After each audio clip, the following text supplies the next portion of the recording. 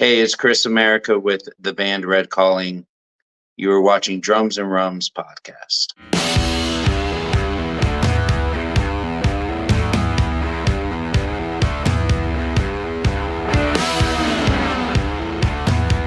Hey all, this is Paul from Drums and Rums with the Back Meets the Spirits. Our guest is the drummer of Tampa Bay-based hard rock metal band Red Calling. Before we jump into and learn about our guest, Chris America, and his band Red Calling, I do have a few of my own shameless plugs to start off the show here. Thanks for tuning into this podcast first off. And if you're listening to the podcast on Apple, go ahead and give us a 5-star ratings if you like what we're doing here. And then also leave us a comment. Again, those are the kinds of things advertisers look at. So let us know what you think of the podcast. Also, again, you're going to find this podcast on the audio channel, the B3 Podcast Network. So Drums and Rums, Riffs and Rhythms, Jams and Cocktails, all part of the B3 Podcast Network. So let us know what you think. And if you're watching this on YouTube, don't forget to give us a like and a follow and leave us a comment about what you liked about this episode. So here we go. Let's welcome to the show Captain America. Chris America. And I'm sure you get that all the time, right, Chris? Yes. All right. Yes, I get it a little too much. I think we talked about earlier that now that Christopher Columbus isn't so popular, I don't get the Christopher Columbus jokes. So, Cool. Yeah. Oh, it's growing up could be brutal, right? So, it's an experience. I definitely recommend it. I recommend the flip side. When you get out of school is when it's better. Yes, I know. It's always say when you get older, you can do so much more. You get more confidence in life. You learn a little things. You don't give a shit about all those things anymore, or hopefully you don't. But no, the best part is you get to watch your kids deal with it and just be like, "Yeah, that's right. Suck it up. Keep going." Part of life. It's part of life. So thanks for coming on the show here. And again, for those of you that are listening and watching this episode here and say, all right, how did we cross paths here? Chris and I, and this was all part of, we have our sister podcast, as I mentioned there, Riffs and Rhythms. We're putting on a music festival, so November 23rd, if you're here in the Florida area. We are the podcast Riffs and Rhythms with my co-host, Kevin McLaughlin.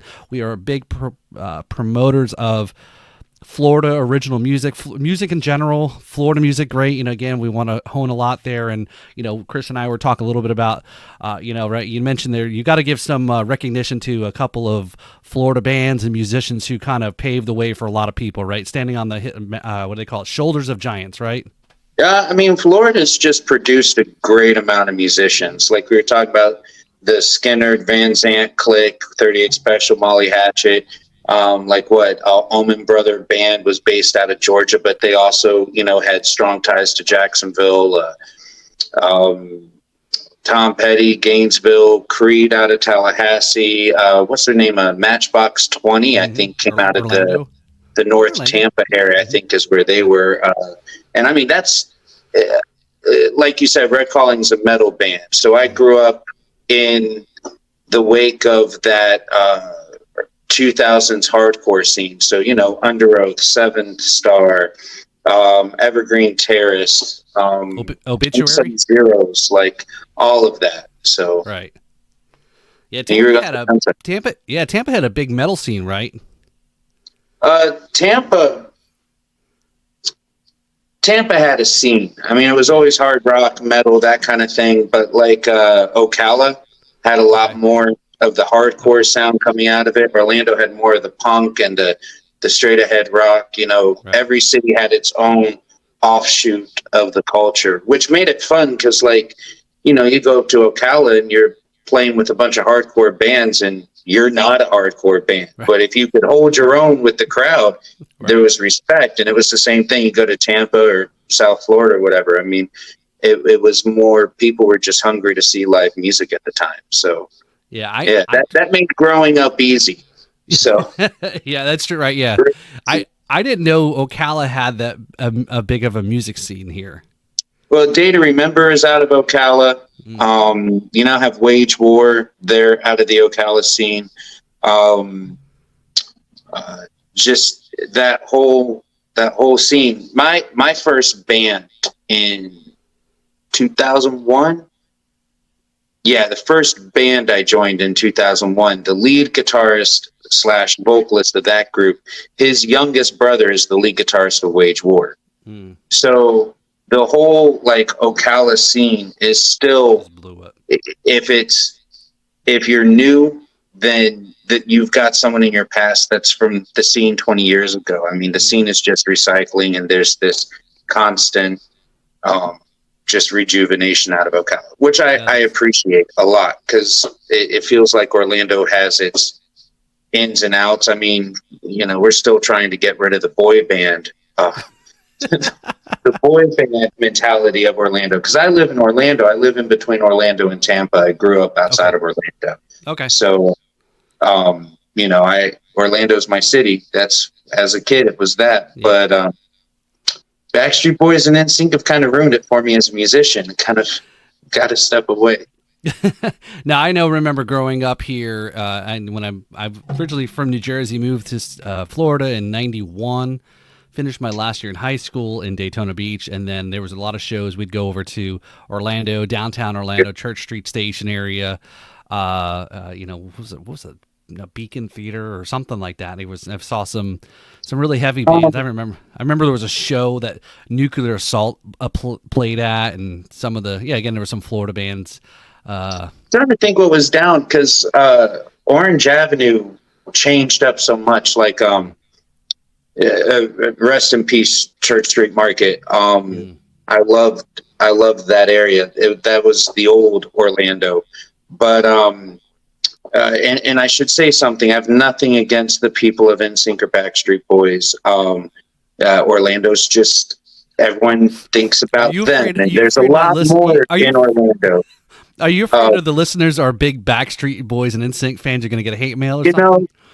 Their fans are everywhere. You never know who might come across this podcast. And actually, I have mad respect for the musicians out of those groups. That was part of what got me into more of the production aspect, was watching these pop bands in the 90s before you were running backing tracks and clicks and everything. These guys were recreating studio sounds with their instruments live. And just the way that they adjusted something from the studio to a live format is incredible. And I miss that part about music. People rely too much on computers now, and not a bad thing. I just think if the computer becomes the centerpiece of what you're doing, then you're kind of losing some of the soul of your music. But like Orlando, when Orlando had the boy band craze going, you also had the Orange Avenue scene, which had the Social, had Back Booth. You had right around the corner Church Street. At one point, you had Barbarella, which I think that became iBar. And then you had this over there. Like, you could just go down in the 90s to Orange Avenue. You didn't care about who was playing. You didn't even know the bands. You just knew that there was going to be good music. And there was this push for it. Tanqueray's is a great place that's still up and running. And I love going there periodically to go down memory lane. But I mean, I saw Atreyu on their first tour, or the second tour, whatever their first time coming through Orlando was. You know, I saw so many bands. I remember there's a band that I love called Zao, and if people have not heard of them, it's spelled Zao. And the 90s is just, in my opinion, the best time period of their music, because they were breaking up after every album because they couldn't stand each other half the time.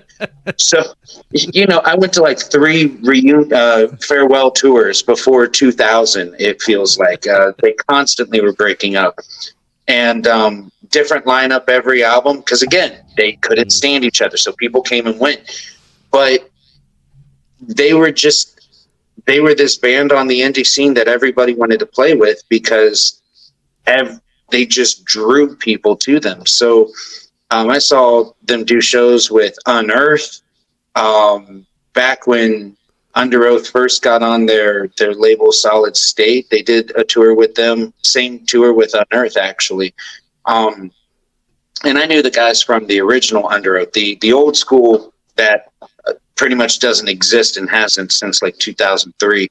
I knew all those guys out of the Ocala scene. Mm. So, go there, watch Zayo, watch my bros and this band over here, watch Unearth. Like, Orlando just had this great kind of scene going. And by 2003, 2004, it kind of just phased out. I don't know why. Yeah. I blame promoters for that, not the promoters of Riffs and Rhythms Music Festival, not those types of promoters. The promoters that came in and convinced all the venues they didn't know how to book bands, and you should let me book for you. Yeah. I'll take all the money you're giving the bands and put it in my pocket. I'm not bitter. That's really what happened. It happened, I think, all across the country. That's what it excites me about music right now. It's coming back because bands are taking ownership of their shows. Yep. They're taking ownership of their booking. They're starting to understand that the internet is a tool they can use, and it's more exciting to see live bands right now than I've not been excited in the last 10, 15 years. Honestly. Yeah, and I think, and that was like, we got a lot of, when we, obviously kind of with the podcast, the Riffs and Rhythms, and we started kind of, having people on the show or review the songs, and then once we were kind of starting to get the word out of trying to attract vendors or advertisers, sponsors, etc. We go out on Facebook, and then all of a sudden I'm looking for vendors and advertisers and sponsors, and you say, hey, I've got a music festival coming up, blah, blah, blah.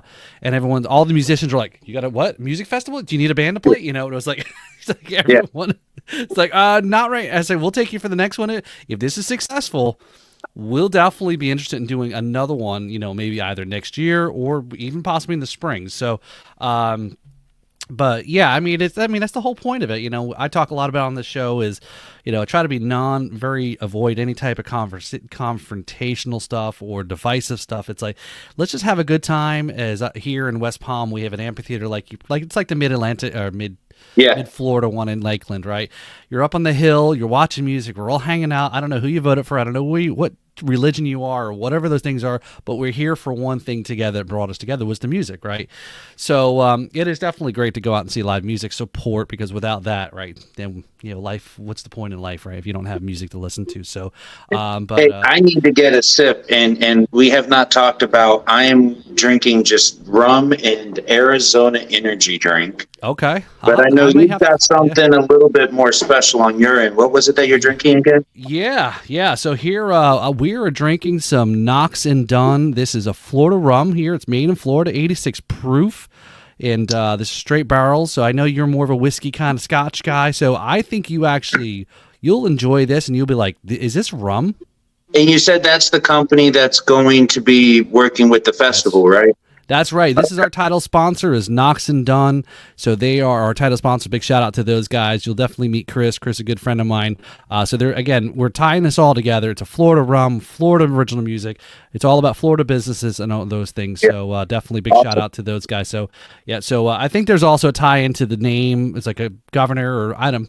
You'll have to ask Chris when you see him at the festival. Yeah. It's like what's the story behind the name? So so again, cheers then, right? Yes. We'll go ahead and that's right. Cheers. There you go. So I'll have to try that Arizona tea. Don't. It's addictive. It's addictive. Okay. It's like cigarettes at this point. My wife keeps telling me you should stop drinking it. The sugar and that's probably killing you. And it's like, yeah, I probably should. But but you haven't stopped smoking either, too, right? Yeah. Well, the 3 gas stations around me, I think I'm keeping them open on cigarette and Arizona purchases. So. That's crazy. So all right, so let's jump to the let's talk about the band here. So recently you just joined Red Calling, right? How's that been going? And before we get too far into it, let's start from a little bit from your beginning before we get too far. So I know you're just recently joined Red Calling in the last few months or so, but let's kind of take a step back before we go there and kind of learn a little bit more about you as a drummer, how you got into it, because I know you've, like as you mentioned, you've performed a lot around the Central Florida areas over the last few years too. But how'd you get into drumming? I grew up in a musical house.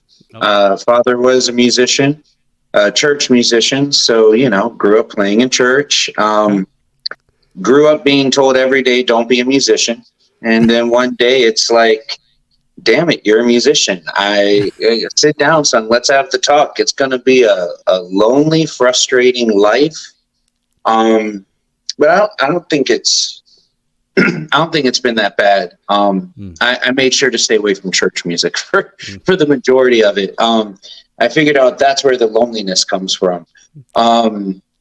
But around 14 or 15, I started playing professionally at 14, but shortly after is when I started teaching, and I got into teaching at a local performing arts school, things like that. So I did that until I was maybe 20. I did it for about 4 years, 4 or 5 years. And teaching's the best thing. Because like, you have to figure out how you do something to teach somebody else how to do it. Right. So, you know, when you're playing drums and you're correcting someone's technique, well, your technique better be good too, or else you're not able to teach it. So, teaching, I think, is a great experience for 14, 15, 16-year-old drummers. I think it's a good experience in general. But if you're a younger drummer and you have skill and people ask you, hey, can you teach me this or that? Hell yeah, teach. It's going to force you to be better. And then played in bands all over Florida, all over the South, toured all over the place, in and out throughout 2000s. I worked a job full time for a few years at Disney in the entertainment department. And, you know, I'd work my schedules around performing. And if I knew I had a slow month coming up, then switch some shifts around and get out of Orlando for a day or two. But, yeah, just always been in and out of the scene. If I'm not on the road, I'm in the studio. If I'm not in the studio, I'm in the classroom, that kind of a thing. And back in 2015 or 2016, yeah. Chris, let me ask you though. So when you worked at Disney, did that kind of the Disney? We all know Disney is very much a entertainment company, obviously, right. And did some of the, as you mentioned, the performance aspect or what into the production, as we were kind of talking earlier about boy bands, etc. But they were very well produced. Did some of that kind of come up while you worked at Disney, or were you around some of those things that kind of may have influenced some of that? So first off, you can't grow up in Orlando and not get a job at Disney for at least 6 months to a year. And so I did my time. I put in my time at Disney, but I made the choice to not go into the musician circle. I stayed out of it and was doing shows and parades. So I was like a stilt walker for Festival of the Lion King, things like that over at Animal Kingdom. And when you learn a show at Disney, it's one of these, here's the show, boom, boom, boom. And then the night that they approve you, if you do the show and you don't screw up too bad, all right, cool, you're approved, you're doing the show. But before you do the show, here's another 2 days where we're going to go over any contingencies. And Disney had this mentality, especially when you were in a show that involved aerial work, gymnastic, stunt work, fire, which Festival of the Lion King had all of that. Right. So there were all of these, what if a guy hurts himself here? What if this doesn't go off there? Right. What if the fire doesn't happen and there's no pyro for this part of the show? You still have active live fireworks that you're dancing on top of, even though they didn't go off. So it was just 2 or 3 days of learning every piece of what could happen. And it was always, there's a human element. So what I took away from the shows was, you have good days and bad days. You have days you don't want to go to work. And you got to learn how to overcome that and still take the stage. And because music is more of my passion and more of my language. I was, again, growing up in a musical household, I was reading music before I was really talking. So music is my first language, in my opinion. It's the feeling and the emotion that comes with it. So I was going somewhere with it, and it happens. I'm getting old. But just moving on, the whole being at Disney, when you don't want to, that's what it was. When you don't want to get up and go to work, you got to learn how to still push through, which is why doing music is a lot easier, because I could take those elements of what could happen on a stage. If this is this, that, or the other, if you're running tracks live, okay, there has to be a backup, or the band has to know the music without the track. So if something happens, you just pull the track and you keep going. And because I have more of a passion for music, it's easier to get up on the days you don't want to get up and show up. But yeah, those are the things I learned from Disney, was just how to push through, consider the human element, and always be ready for whatever could happen. And even if it's digital, it could still, computers are not perfect. They were made by a human, so they can still have problems. That is true. Yeah. So yeah, I was just kind of interested, as you said, there's somebody else I had interviewed a couple of years ago on the podcast, was another drummer and also was part of the performance aspect at Disney. So it was just interesting, again, for a large entertainment company, those shows, it's very well produced, very well, like you said, practice. So again, we all know Disney's like the gold bar, the gold standard for a lot of things like that. So I mean, they're well produced, but work a show for a year, and the horror stories of when it doesn't go off well, you start to realize there's no amount of production you can plan for. And I mean, I remember 1 year alone, we were maybe having an injury every week to every other week. Wow. And I mean, we're talking about injuries where you saw bones and you saw legs go this way or feet go that way, like just weird things, or the fire alarm goes off, and so the fire doors slam down while you're in the middle of doing an opening procession. The show isn't even started, really. And yeah, I mean, 1 year, and you will then realize, no matter how well produced you make something, there's going to be an issue. And because of that, like when I hit the stage, I don't care about a monitor mix.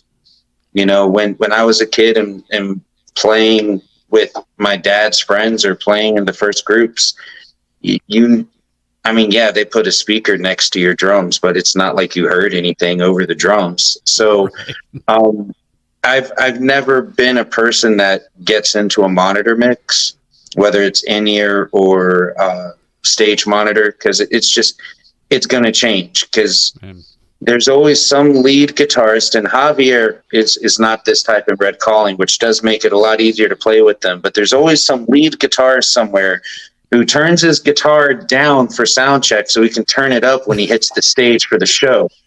So they all do it right. Everyone admits, everyone says that. Well, the good thing pianist, little guy on the keyboard moves it down. Yeah.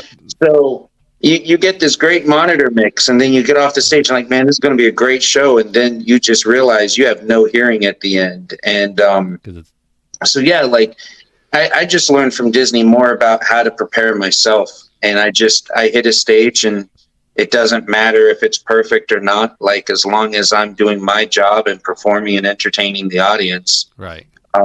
My comfortability is not guaranteed. Well, I think that's interesting is, right, because if those that are listening that aren't drummers, right, everyone is supposed to be following us, right? So as long as we're marching correctly and we're confident we're marching correctly, it doesn't matter that this and this, because I know my parts, I know what it is, I know the tempo, and this is and everything. So if theoretically, to your point, you wouldn't, maybe you don't really need a monitor if you don't need to cues from the other band members, whether it's the singer or the other instruments. So yeah, that's kind of interesting. Yeah, but I know most. But sorry, you were saying something. No, yeah, I was just gonna say, Chris. I was like, I always feel like whenever I play, it's like I never feel like I can even hear much of anything anyway. Too right. It usually the monitor. I don't even get a monitor half the time, and then it's like, all right, I'm just gonna have to watch. Cues from the band and certain things, but that's about it. Like when I take on a studio gig, I generally I'm very difficult to deal with now on doing studio work, and it's not that I'm a difficult person. It's I want pre-production. I want to go in and know what I'm doing, because I don't track with a band. If I'm tracking with a group, I'm gonna go in, set the click, make the click feel right, and then I'm just gonna play to the click and what I feel, what's in my head. If I know the song well enough and I have the opportunity to learn the chord changes, the progressions, if they're going to be a push, whatever it might be, I'd rather do that and then let the musicians feed off of me in that sense. It's just more comfortable for me. Once you get into a room, especially a studio, ideally, perfect case scenario, everyone can hear everybody can see each other. But Right. that doesn't happen as much.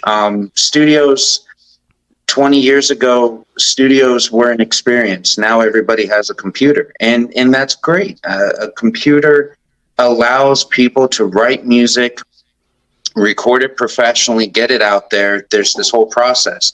But where you lose the human aspect is, if you go in the studio, you have an engineer, an assistant engineer. You generally have a producer in the back. You have all the tape going off to mix down. If it's a big enough record, you have 2 or 3 people on mix down. The band's in mix down. Then it goes off to be mastered by another company. So you have 10, 12, 15 people touching one product. And none of them want it to be crap. So by the time it gets down the line, you have 15 people that have all put their best work into it. And Right. when it's just you on a computer, it's your best work. And I love working with a group of people. So I try to get myself away from relying on anything in the studio and just rely on my feel and my pulse. Then I sit in there, and if they say, hey, I want to do this on the bass, cool, lay it down, punch me in, I'll go back and play it. But I'd much rather get out of the picture and see where everybody else is at. And usually the rest of the band is there, and I go in and say, do you like it? What do we like here? Do we like this or that? Do you want me to change something that you're feeling at that part? Right. But it's a lot easier to do that and let them just sit and evaluate what I'm putting out there for them to play to. So with you just joined Red Calling, is how you guys been working on new material since joining the band? I mean, I guess obviously you've joined a band, you got to learn all the past catalog, but I guess is that some of the things you're referencing you're applying right now to Red Calling? I mean, I kind of knew half of their music already. I had known Jess through Facebook, some internet social media type. I wound up moving back to the Tampa area. I've lived in and out of Tampa over the years. Okay. And I had mutual friends, or she and I had mutual friends. And for me, it was like, I'm just going to connect with the local musicians that are in the area, that are friends with my friends or whatnot. So then I have a clique of people that I can connect with. And so I saw them, I think once or twice, maybe in St. Pete. We've still tried to figure out where I saw them. I can't remember. There's been a lot of alcohol since then, so I can't remember. But and children, they zap the memory. Yep. But the last couple of times they've been looking for a new drummer, I'd always joke around and be like, hey, you still looking for that drummer? Right after they found someone. So I saw something and I was like, are you guys looking for another drummer again? And to explain kind of the situation, because if you look through the music videos, I think there's a different drummer in the last 3 videos. A lot of it is Destiny, who was the drummer in the band when I first learned about Red Calling. She was a consistent drummer. just a wonderful, rock solid person to rely on. And family and things just kind of took her out of the state. And so when you have someone that is super consistent in the band and they're gone and you have to replace that void, you get put, especially in bands, you get put in a situation where, are we replacing the instrument or are we trying to replace the person? And the last couple of times, I think it's been more fix the instrument. So when we met earlier this year, for me, it was more of I've been stuck in a van with a group of people that I can handle for an hour, and then we're there for another 13 hours. And it's not fun. So when we kind of talked, I was like, look, let's just meet up. And she goes, yeah, do you want to get pizza? Let's get pizza. So the three of us met up for pizza and just talked and made sure we could exist in a room and at a table together before we moved to the stage and worked together as a unit. Yeah. And that's the thing that I think bands kind of lose nowadays, because again, there's that one guy in the band with the computer. There's the one guy in the band with the van. There's the one guy in the band with the money. You have all these different guys, and they all service each other, but they have their spots. Where 20 years ago, you had that same thing, but you didn't have the internet. You didn't have this false sense of connection with people. You had to actually spend time with them. You couldn't just write music and send it off to the guys and say, learn it. So 20 years ago, bands just had that stronger bond. You look at I mean, I think that's a great point, right, Chris? Is that bands that have been, you look at the longevity on some bands. Some kind of come and go, and the Rolling Stones, or certain things. The one that kind of comes to my mind, I'm always amazed with how they've stuck together. Maybe it's just part of how they were their upbringing, and they took on the world at a young age. Was like Def Leppard. They had a chance to cut Rick Allen loose, no pun intended, but and their change, a lot of things have happened, a lot of alcohol problems, but those guys are essentially the same band. And even sticking by Vivian through his health issues too. Def Leppard's a great example with Rick Allen. Rolling Stones, if you have a good drug dealer that's going to keep the drug addicts happy in your band, and you have a manager that can keep it together, you'll make it that 60 years. But I think, look at the bands in the 80s. You don't have very many Def Leppards. You've got a lot of the Motley Crues and Poisons, where they all hate each other and they don't want to take a stage together. Right. But then you look at the 90s, right? and then look at the 90s and look at, even if a band broke up, they're probably back together right now. And they're probably on an independent circuit, because in the 90s, there's just this resurgence in the industry where it was fun to go to shows, and it didn't feel like a pretentious production, which is what the 80s started to become. And you look at Pearl Jam and Soundgarden before Chris passed away, like all of those grunge bands have either stayed together or come back together. Yep. So to answer your question with the whole Red Calling thing, when we realized we could exist in a room together and more in a functioning working relationship, excuse me, then it was, well, I kind of know some of the music. So the first rehearsal is, let's just see if I can remember things that I've worked on. And then slowly showing me some of the newer music. We'll have 2 new songs at the festival in November. Ooh, breaking news. Yeah, we will have 2 new ones. And they already kind of had an idea, but thankfully I came in at a point where there was nothing solid. So I still got to write those parts and be a part of that process. But really, my whole process with Red Calling has been more what's happening live. excuse me, the beer is fighting back, or not beer. What is this? Rum. I don't drink rum enough. I felt like it was beer. It's fighting back. My my focus in playing with a band is if I'm going to be doing something in the studio and that's where it ends, then I just do studio.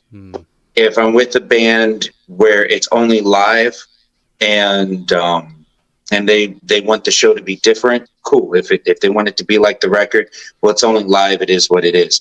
But if I'm working with a band where it's going to go studio to live, or any type of group in that situation, I tend to be more conservative in the studio with my playing choices, mainly because drums, if they get too busy, it's very hard to hear things. Right. So less is more in the studio.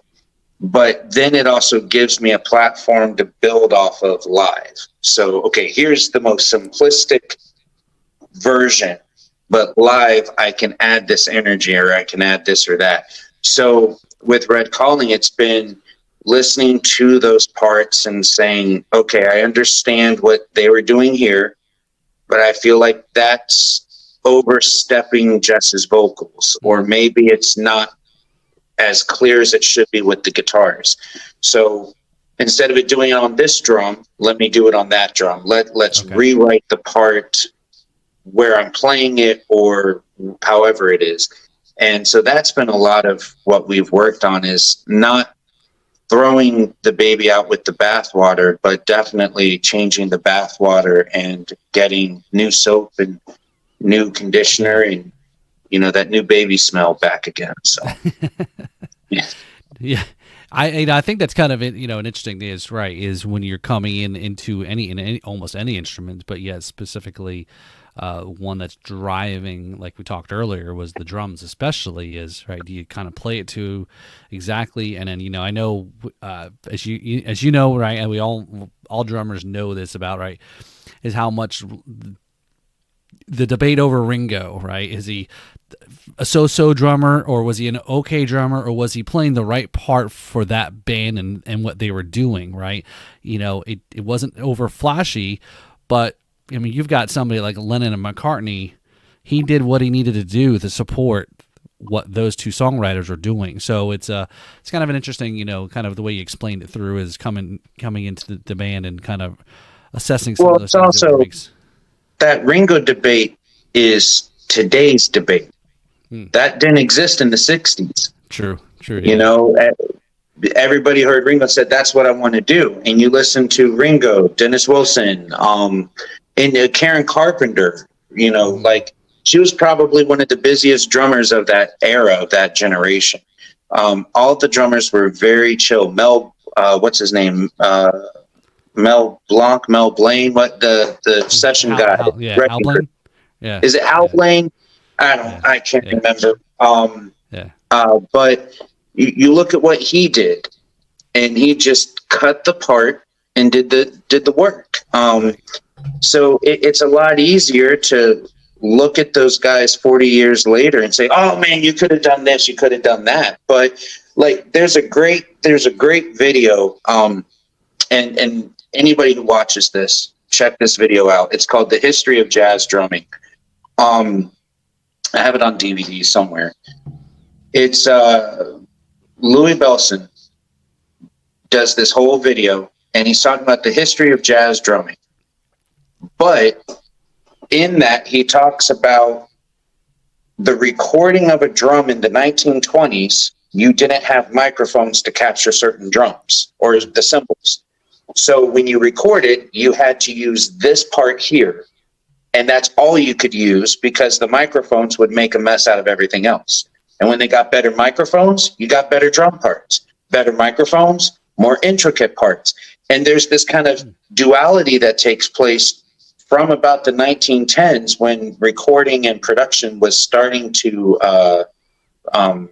progress, all the way through to the 70s, 80s, and 90s. That music changed, whether it was bebop or swing or this or that. The music changed based off of how well you could record the instrument that you were recording. And so it's very easy to have an argument about a drummer 60 years ago because we can do more today than they could then. So it's not just playing to the part, it's he wrote a part that transcended the technical issues that they had, and it supported the song. And that's why I think you see all of these older drummers who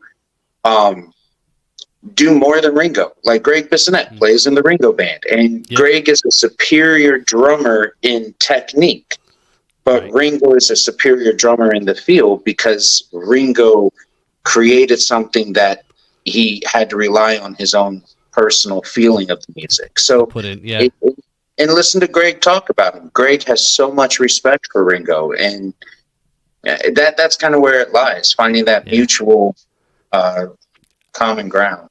I think very similarly, like, I'm just thinking about it there, because I did see Ringo All-Star Band 2 years ago when he was down here in South Florida, and then with Greg playing, and again, growing up in the 80s and 90s, I know who Greg is, right? And I mean, that was seeing that we had a great time, and I tell people, I said I've now seen two Beatles, right, the two remaining Beatles, but you've seen Paul separately, and then Ringo and his band, and so we had a great time, and but seeing him playing with Greg and then Greg doing his thing. But I think the same thing is maybe the analogy too is I could see it like in sports, right? We always want to kind of put home run records today versus home run records Babe Ruth or something. It was a different kind of time period and different kind of thing and so forth. So I can definitely that's a really good argument there or kind of explanation about that. It's a different baseball bat, and it's a different length of field. It's a different height of the wall. So it's kind of keep everything within its own realm versus. So let me ask. Speaking of different baseball bats here, okay. So, all right. So I understand you have a monster kit and an 11-piece combination of shells, rototoms, kick drums. All right. Is this your gigging kit? And depends on the gig. Okay. If we're the headliner for your show, it'll probably come out. If I'm the first band, I'm bringing the bare essentials to get on and off that stage for you. I'm not going to make your life hell for that. All right. Well, perfect. Kevin will be happy to hear that because he's already been warning everybody. So everybody's got 10 minutes to get off, 10 minutes to get on, and you got 40 minutes to play. So he's going to be like, pounding the beat, Well, you can also work out backline. I don't take a large kit out very often. I take it out more for what I do. In fact. Okay. Here we go, guys. So if you guys are listening on the audio podcast here, so Chris is showing his drum kit here. We were just talking about. He's got set up in his room there, so he's got a nice setup of shells. But my way of putting a kit together, especially a large kit, is what's the purpose behind it. So I don't know if you saw, I have two rototoms up in the air. That's visual. There is nothing technically productive with those drums. That is for people to see the drummer doing something when they feel like I'm being lazy. I started out on a 4-piece, so that's where I center everything is rack, floor, kick, snare. And those are shells. Everything else is rototoms and things like that, just to add more color or variance. I also, going back to the whole working with other musicians, and just I don't care what's in my mix because I need to know my part. There's also that element of listening to the room you're in and listening to the people you're playing with. Right. And so I've done large shows where it should never have been a problem to play drums. And the sound guy still has frequencies out of whack and my drums are fighting the lead guitar and we're canceling each other out. So when I work with a group, I figure out where their range is. Excuse me. And then I put the kit together based off of where they're at so I don't fight them and I can stay out of their way.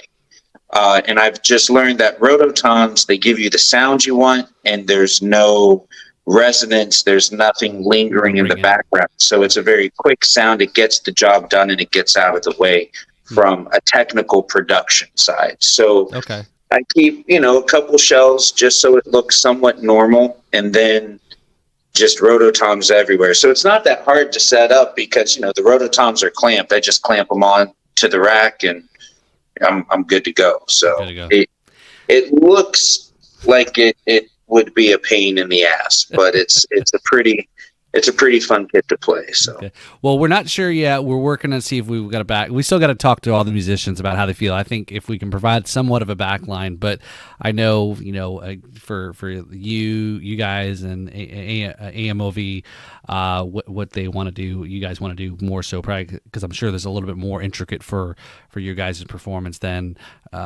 maybe somebody's doing more of a blues style or rock style kind of stuff. But so but let's talk, Chris, about the kits here. You've got some endorsements, your kit there. So I'm still kind of have not gone too far into learning about some of these. So talk about Canopus drums, and then your cymbals. You said that these are cymbals, I guess, from South America that they're endorsed by. Yeah. So 5 years ago, I was working with a Japanese cymbal company, and I was just doing stuff as an artist, and it was nothing crazy. But then COVID hit, and said, "Hey, what are you guys doing with this, and this during COVID?" "Oh, we don't know, Chris-san. That's a good question. Would you like to do it?" And I went from being this random player in the United States to being in video calls with Japan at ungodly hours of the night, trying to help them keep things afloat because they're a small company. And that's how I got in touch with Canopus. Canopus is out of Japan, so wound up, hey, we're friends with these guys. You guys should be friends. And then the guys on the U.S. side, we actually did become friends. So then it's like, well, you should be with our drums. Let's go. And that's how Canopus came about, and so I know the guys in Japan, I know the guys in the States, and first off, they're snare wires. There's no company that makes a snare wire like them, and if you talk to any dealer that's worked with them, they are the number one snare wire every dealer wants to work with, and it's not me talking out of pride for the company. It's just I've tried everything over the years, and there's just something about the sound and the articulation you get out of the snares. Actually, my main snares right here. So this is an aluminum shell, 6x14. Anybody who's listening, it's matte black, but I use, let's see. There you go. Yeah, I use a 42 strand wire on this. And if anybody's looking for their drum to get more articulation out of it or get a better sensitivity, just start with the wires. It's not the drum. I will tell you right now, the drum does what the drum was made to do. It's the wires and the little nuances of the adjustments you make. I took off a 20 strand wire from a cherry shell that I have, and put a 20 wire Canopus on there, and it changed the pitch of the drum by about 2 to 3 notes. Just the wire being on there because of the material and stuff. So those little details in the drum make a huge difference, and that's where Canopus is very focused on as a company. Is it's not just the shell plays a part, but there's so much more to the drum, and there's so much more that can be taken away or added to make it sound the way you want it to. I use ash shells. They're warmer, have just a little bit of a darker, warmer tone than what you would expect out of a birch or a maple. Excuse me. Mahogany is going to be a little deeper. So for anybody who's familiar with the mahogany sound, the ash is kind of going to lean towards that sonic tonality. But have a little bit of a different attack. And for Red calling, there's no better drum sound because I'm using like a P4 on the floor tom, which is just a very guttural type of sound, and where it's tuned. You know, a 4-piece carries its weight. Yeah. Right. So, but at the same time, if I tune it up, I'm in a jazz circle Right. type of sound, and Right. and they do the job there. So Canopus is probably the most versatile company that I've ever seen or gotten to work with over the years. And I have a drum talking about America, actually. Let me see if I can get it. Do you see the stars? Yep. Oh yeah. Oh yeah. So that is a 24 by 14 copper shell from Q Drum Co. Jeremy Berman, right? I believe so. Jeremy made that for me a few years before he passed away. Rest in peace. But you know, working with the guys over at Canopus, it's like, well, you have that from Jeremy. Like, we don't have copper shells. Use that for your stuff. We don't care. So Right. they're also very realistic, and they understand the needs of a musician. That's Some of my shells are made. Say what? They give you a little bit of room to kind of, you know, not be so set on. Yeah. Even though they don't provide it, they give you still a little bit of latitude. There's an understanding, you know, and I put Canopus stuff on it because, I mean, Jeremy made that. So I use Hayward snares from time to time. Hayward is a local builder out of Orlando, and like, he's like, I've known him for years. So that's a friendship. That's, you know, that kind of thing. So that's really where a lot of the artists side goes for. I know a lot of guys out there like to tell people, oh, here's how you become an artist, this, that, and the other. But, you know, it really comes down to, if you're not willing to pay for the product in a store, then you shouldn't be the guy saying, hey, you should go buy this $600 cymbal, because you won't even do it. But there's also that relationship and that friendship that has to be there, where, are you cool for me to work with? Are you somebody that I can call up and say, hey, this is going on? You know, I had one gig where I didn't know what I was going to do on drums, and I called Canopus, and within an hour, they have me in contact with the backline company. If I need backline, it's there, that kind of thing. So there's definitely, that has to play into it too. And this isn't a dig on any companies, but there's a company out there that at one point they had their thing listed on their artist questionnaire on their website. You're looking to be an artist, here's some things. And someone made the comment, one of their artists made the comment, ask not what you can do for your drum, or what your drum company can do for you, but what you can do for your drum company. And that is BS in every element, because it should be a two-way street relationship. And a lot of these companies out there, a lot of the younger companies, they get taken advantage of, so then they pull back. Then you have these bigger companies, which they're trying to figure out, do we want to focus on YouTube, the internet, social media, and whatnot? And at the end of the day, every company I work with, whether it's a Head Drumsticks or Canopus drums, I work for Domine cymbals, so I can't put them into the mix, because I'm actually the guy that I would be complaining about. For me, it's just been about the relationships I can build with those companies, and be able to represent them as an ambassador for what it is they do. And like Domine cymbals, it's a weird story to get into, but long story short, I work for their North American operations. And a lot of that just came out of, I had friends that were friends with those guys. Everybody knew everybody. We want to come up to the States from Brazil, and somehow my name got thrown in the hat.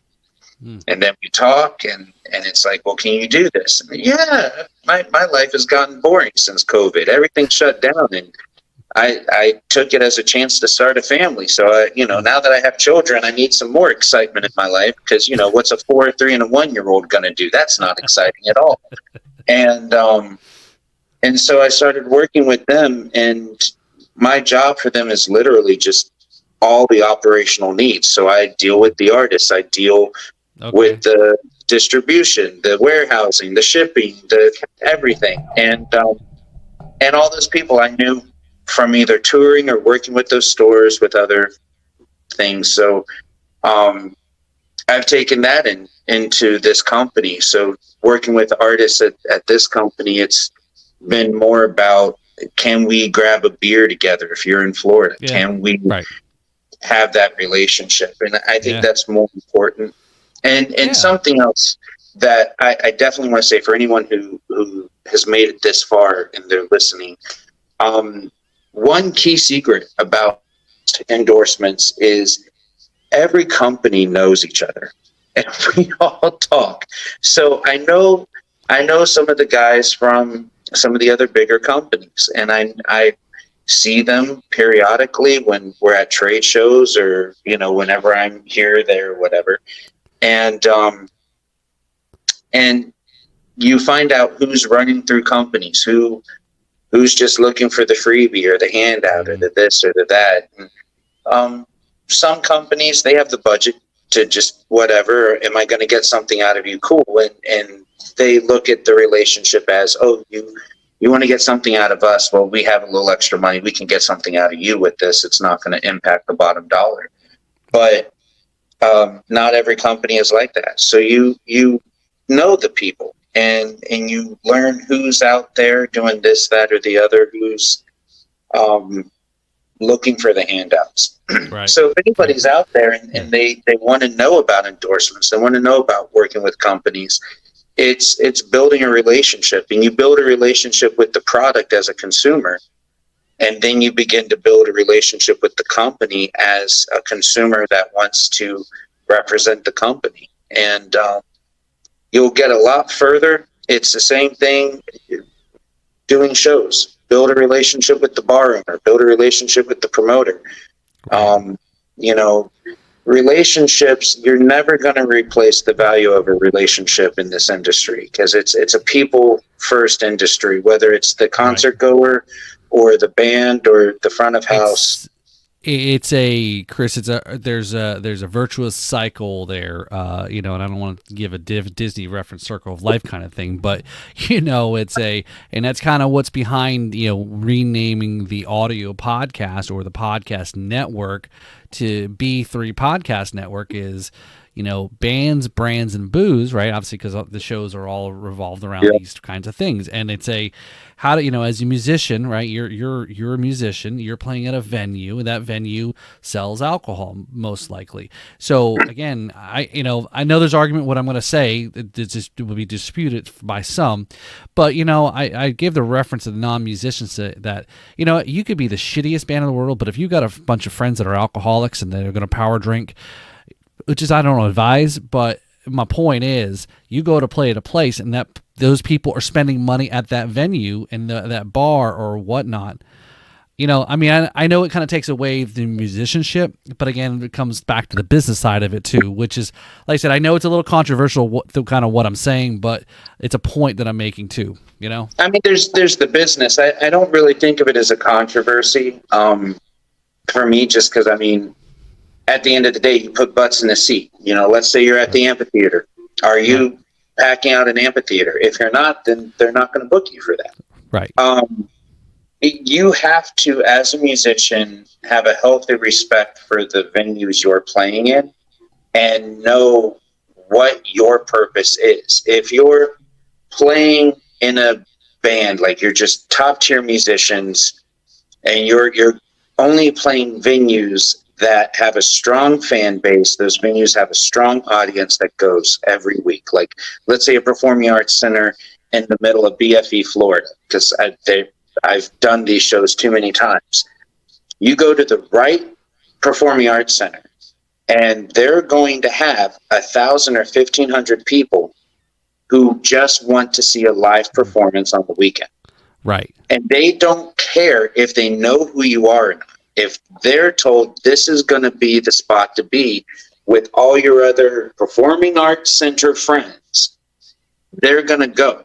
And your job is to come in and deliver the entertainment that that performing arts center has guaranteed their people. Now, some of these spaces, they don't do alcohol. Cool. If they don't do alcohol, that means they probably have a higher ticket. So now you have to deliver $25, $30 show for each of those tickets versus the $10 because they're making money on alcohol. So yeah, if you have a bunch of professional drunks that follow your band, you're going to get shows, but then where do you go from there? And that's the next part that people don't want to talk about is Yep. You know, I've got my 50 drunk friends. Let me come to your hole in the wall bar. We'll blow it out. And it's a great show. And the guy's like, well, buddy, I'll give you $200 just out of the tips. That's cool. But if you've got 50 professional drunk friends, you're not going to play a bar with 500 people because you've only got 10% going.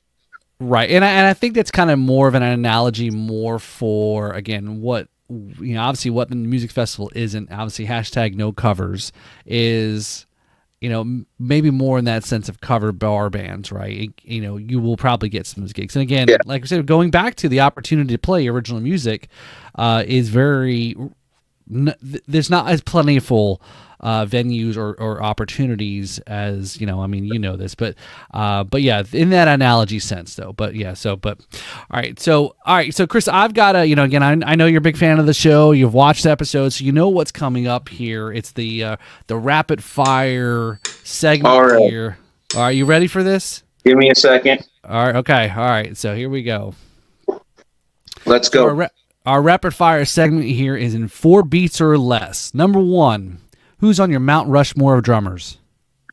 That's actually going to be Jeff Porcaro, Terry Bozzio, Louis Belson, and Jimmy Chamberlain. Okay, all right. Okay. I've got 10 tops, so that if we're doing 4 Rushmore, like. Well, I know. I always say that somebody did actually flip the script on me and said, "Well, it's my Mount Rushmore. I can have how many of I want." I'm like, "Oh, I guess that's true." I didn't actually just say. No, I've got 10, but those 4. There's only so many mountains you're gonna have to carve. Then I guess. Yeah. All right. So in question number 2, in 4 beats or less, one piece of advice you'd give young drummers. Relationships. Okay. That's it.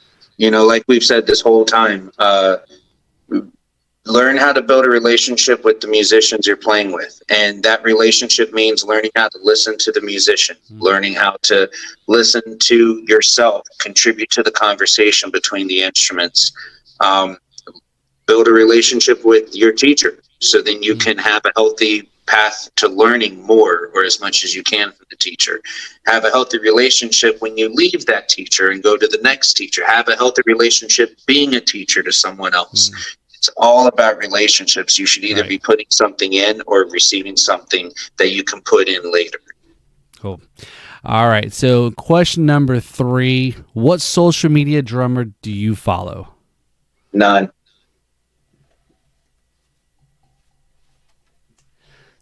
So not even Stepario. I guess that I don't know how many non-drummer friends I have that keep sending me videos of him. I watch a few, but I don't follow any of them. I can't tell you what they're doing, what they have. And the reason is even the 2 that I watch, they're the only 2 drummers that I've seen step out of YouTube and play with a live band, and it didn't feel awkward.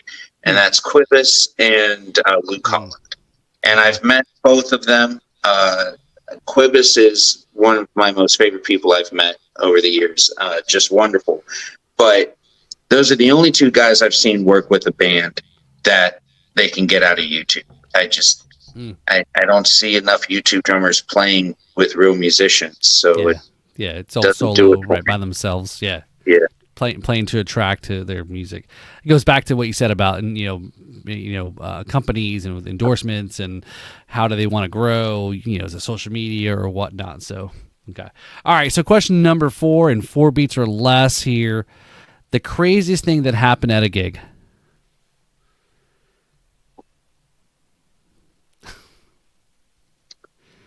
Too many to think about?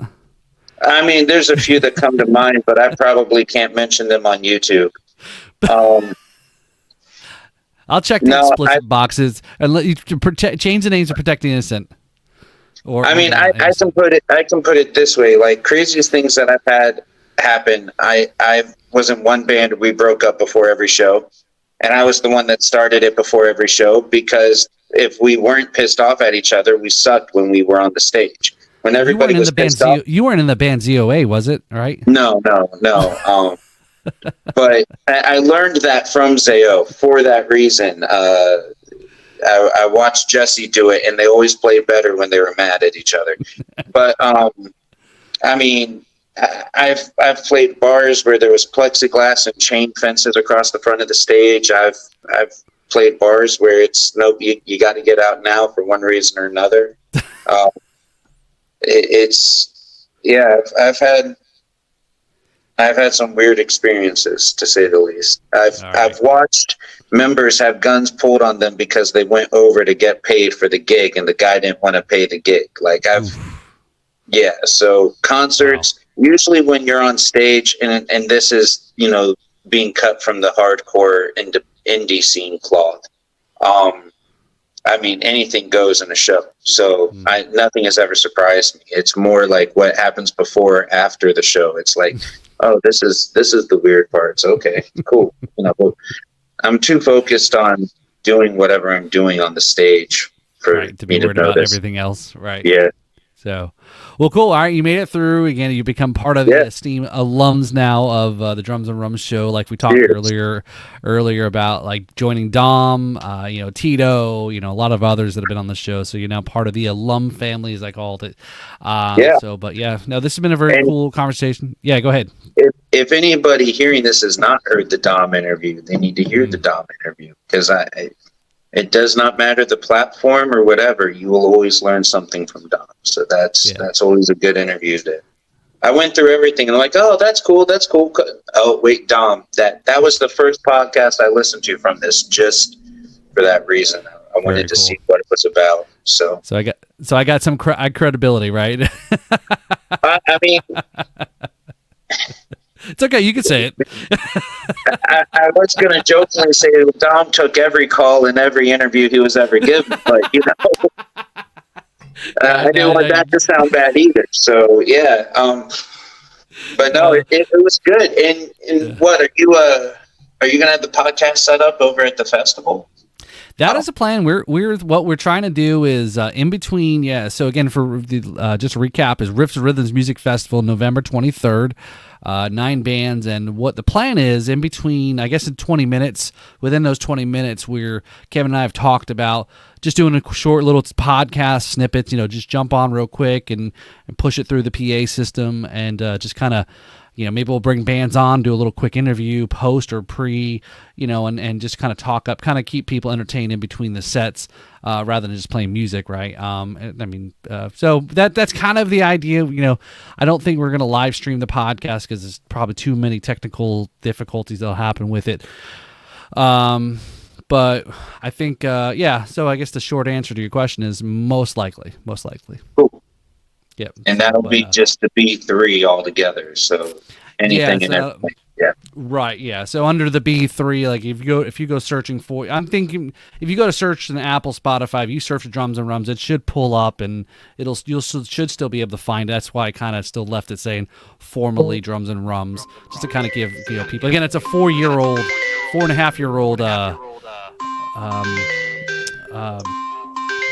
what do you call it? Yeah. My phone. Yeah. Yeah, it's a 4.5-year-old audio stream. So again, I know it was a big shift, to kind of make this and then bring everybody over to that existing thing. So, but definitely. So, all right. So again, in here in closing, Chris, comments, remarks, promotion. Here's your shameless plug segment here. What do you want to promote for yourself or for the band, etc.? Here you go. Man, what do I want to promote? Well, I mean, you got to check out Red Calling. So there's that. Got to check out the November 23rd festival, because we'll plug both you and I on that one. I mean, but honestly, like mental health, I'll plug that. That's music is probably the best thing mentally for people. So if you don't play an instrument, find an instrument, play it. If you're struggling, because the world's not exactly been easy the last couple of years, and Jess, Javier, and I have talked about that a lot. Is we've seen a lot of people coming to the shows talk about their struggles and what they've gone through. So if I were going to plug anything shamelessly, it would be, if you're going through anything and need to talk to someone, find a way to talk to people and take care of yourself. And, come to our shows, talk with us. We'll always be an ear for you on that. But yeah, at the end of the day, if you can't take care of yourself, you can't take care of anyone else. So right. No, that would be my plug. Mental health. All right. Now that's perfect, Chris. And again, I think there's a lot of talk about that going around, and a lot of things, and again, just people taking care of themselves, or others looking out for each other too. And maybe some of that does exist where, we are very, I'm not saying us, but generalization that we're very absorbed. You mentioned something earlier about, you could go to a show and not worry about the politics or whatever. Mm-hmm.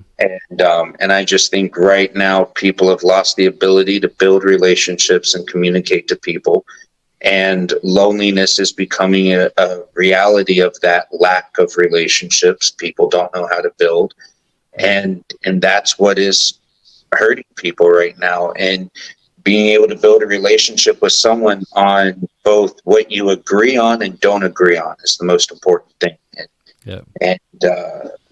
None of my friends think exactly like I do, and I love them all for it. So yeah, that I've seen it more. So that's been my plug with people, is just, and for myself, is right. Feel like you've got things together than being here for somebody else. Right. No, that's a good point there. So very good. So I think it's do we need to wrap up soon? I'm just looking at the clock. Yeah. So, all right. So we'll go ahead and wrap up here. So I'd like to thank Chris for coming on the podcast and talking about drums, music, Red Calling. Again, can't wait to see you guys in person. Please check out the Drums and Rums podcast. Give it a like and follow. Lots of other great episodes are out there. Again, we're under B3 Podcast Network. I think you can still search for Drums and Rums. Again, we just did a little rebranding to kind of grow. Follow us on Facebook, Instagram, all the other socials. Subscribe to us on YouTube. Get out there. We're trying to get to 500 followers. Again, we're just trying to grow these things. Check out the website, the Drums and Rums, and then thank you all for having a great day. This is where the backbeats meets the spirits. Thanks, Chris. Great conversation tonight, man. Just extending out the offer. I'll be up in Indianapolis at the Percussive Arts Society convention going on. So maybe that week, if you want, I can come back on the show right before. We can talk about the week before the festival, but maybe also give your audience a little sneak peek at what Domine Cymbals is doing up there, because that'll be our official North American launch. So got it, if you want, just invite me back. We'll make it happen. Dude, you got an open invite. You're an alum now. There we go. Awesome.